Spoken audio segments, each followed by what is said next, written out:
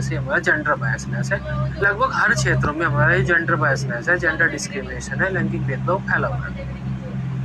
इसके इतने व्यापक रूप में फैलने के पीछे बहुत से कारण होते हैं। नीचे कुछ कारण वर्णित हैं। सबसे पहला तो हमारा संकीर्ण विचारधारा, हमारी सोच ही छोटी हो गई है। हम यही मानते हैं कि लड़के, हमारे माता पिता लड़कों से ज्यादा प्यार करते थे, अब मैं पिता बनाऊं तो मैं भी लड़कों से ज्यादा प्यार करूंगा। तो हमारी सोच ही छोटी हो गई है।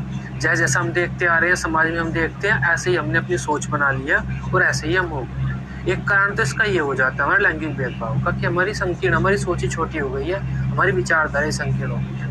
नेक्स्ट हमारा सामाजिक कुप्रथाएं। अब समाज में काफी सारी ऐसी प्रथाएं होती है जिसमें हम लड़कों को ज्यादा मान्यता प्रदान करते हैं। जैसे पिंडदान लड़के करेंगे, जो हमारे किसी की मृत्यु हो जाती है, अस्थि को जो गंगा नदी में हम बहाते हैं, विसर्जित करते हैं, वहाँ पर भी लड़का करेगा। इसके अलावा जो आग लगाएगा बॉडी को, वह भी लड़का ही करेगा। इस तरह से जो मेन काम है वे सब लड़के करेंगे। जो हमारी किसी पिता की, माता पिता की, चाहे माता की संपत्ति हो चाहे पिता की संपत्ति हो, पुत्र पर ही जाएगी, पुत्री पर नहीं जाएगी। तो इस तरह के कुछ हमारी विचारधाराएं हैं जो लड़कों को लड़कियों से उच्च स्तर का बनाती हैं और उन्हीं के आधार पर हमारी सोच भी उसी स्तर की हो जाती है। तो सामाजिक कुप्रथाएं हैं, में भी इसे फैलाने में काफी योगदान देती हैं। आर्थिक संकट की बात कर लेते हैं। अब देखो, माता पिता के पास पैसा नहीं होता, पिता के पास पैसा कम है, एक लड़का एक लड़की है, तो वो किसे पढ़ाएगा? लड़के को पढ़ाएगा। लड़की पे क्यों पैसा बर्बाद करना? तो माता पिता की आर्थिक स्थिति भी अच्छी नहीं होती, इस वजह से वो लड़कियों को पढ़ाना ज्यादा प्रेफर नहीं करते, वे लड़कों को ही पढ़ाने की कोशिश करते हैं। और वे लड़कों को जब पढ़ाते हैं तो ये लैंगिक भेदभाव हो जाता है, क्योंकि हम लड़कों को अच्छा मान रहे हैं। तो वे लड़कों के पालन पोषण पर, उनके खान पान, उनके पहनावे, उनकी शिक्षा पर ज्यादा ध्यान देते हैं। बाल जो माता पिता होते हैं कम पैसा होने की वजह से लड़कियों पर नहीं देते। अशिक्षा, माता पिता अनपढ़ है, उन्हें शिक्षा ही नहीं है कि लड़कियों को पढ़ाना चाहिए। उन्हें बस इतना पता है कि लड़के अच्छे होते हैं तो लड़कों को पढ़ाना चाहिए, लड़कों पर पैसा खर्च करना चाहिए। उन्हें शिक्षा ही नहीं है कि लड़कियां भी बराबर होती हैं, लड़कियों को भी अगर हम उचित अवसर देंगे तो वे भी समाज में एक अच्छा स्थान प्राप्त कर सकती हैं और कर भी रही हैं विभिन्न क्षेत्रों में। जब तक उन्हें जानकारी ही नहीं है इस चीज की, जब तक उन्हें शिक्षा ही नहीं है इस चीज की, तो वे कैसे कर लेंगे? नेक्स्ट हमारा दोषपूर्ण शिक्षा प्रणाली।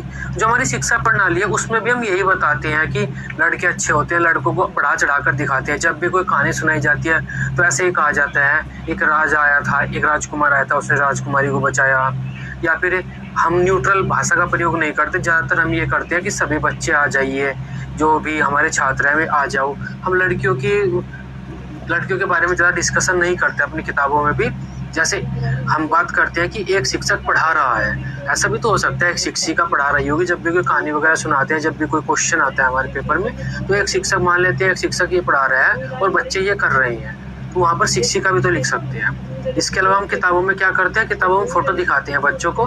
माता जो हमारी होती है वो घर में किचन में काम कर रही होती है, हमारी जो कि एनसीईआरटी की बुक वगैरह होती है उनमें फोटो होते हैं ये। और जो पिता होते हैं वो हमारा खेत से काम करके लाते हैं, ऑटो चलाते हुए दिखाते हैं। ऑटो का कोई फोटो होता है हमारी बुक में तो उसमें एक लड़का बैठा होता है। तो इस तरह की हमारी जो शिक्षा है वह भी हमारी लैंगिक भेदभाव को बढ़ा रही है। ये लॉन्ग क्वेश्चन में आता है, लैंगिक भेदभाव के कारण ये लॉन्ग में पूछ लिया जाता है। अगर आप बेहतर जानना चाहते हैं, इसके बारे में ज़्यादा पढ़ना चाहते हैं, तो आप पेड नोट्स ले सकते हैं। व्हाट्सएप नंबर है, आप इस पर कॉन्टैक्ट कर लीजिए। ईजी लैंग्वेज में पेड नोट्स लिखे हुए हैं, ये आपके लिए काफ़ी हो जाते हैं। बीएड के लिए एक्स्ट्रा आपको कुछ पढ़ने की जरूरत नहीं होती। व्हाट्सएप करके आप बेहतर जानकारी ले सकते हैं पेड नोट्स के बारे में भी।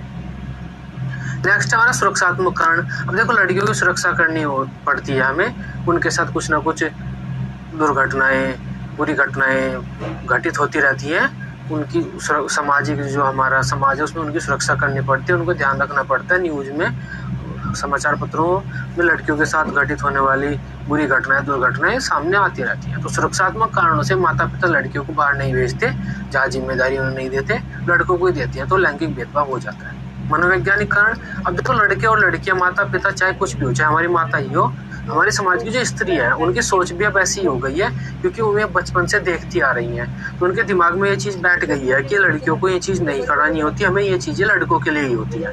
तो ये सब काम लड़के ही करेंगे। लड़कियां जब भी घर से बाहर जाएंगी तो पूछ कर जाएंगी, अगर नहीं पूछ कर गई मैं तो वो चीज़ गलत हो गई, मैं बिगड़ गई। अगर कोई लड़की अपने घर से बाहर जा रही है, वह नहीं पूछ कर गई मैं कहाँ जा रही हूँ, यहाँ पर जा रही हूँ, जाऊँ या न जाऊँ, तो इसका मतलब है वह लड़की हवाबाजी में आ गई है, वह बिगड़ गई है। तो ये भी हमारी सोच ही छोटी हो गई है। मनोवैज्ञानिक हमारे जो दिमाग है उसी में ये चीजें बैठ गई है। सरकारी उदासीनता, सरकार भी इस ओर कोई ध्यान नहीं